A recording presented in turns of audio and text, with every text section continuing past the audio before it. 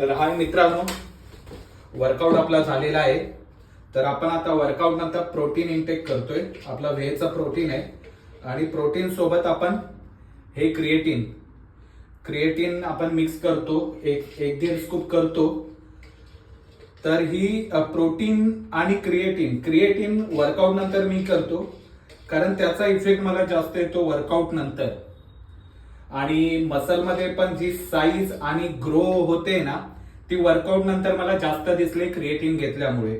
म्हणून मी वर्कआउट नंतरच प्रिफर करतो की क्रिएटिन घेणं. तर मी हा क्रिएटिन वापरतो.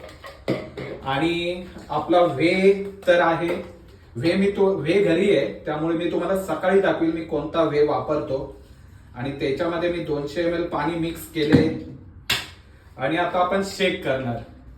शेक झाला की ते आपण पियायचं, कारण ही एक वेळ जेवण मिळो ना मिळो, पण ही मील इम्पॉर्टंट आहे वर्कआउट नंतर.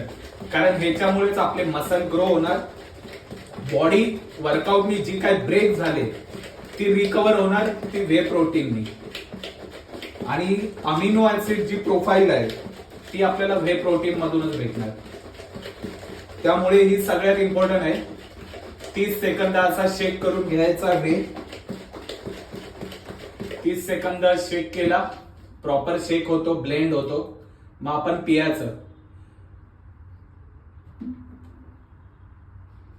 सिप मध्ये जर पियालो तर आपला जो आपण आवडता फ्लेवर घेतो त्याची जी मजा आहे ना वर्कआउट नंतर वेगळीच असते.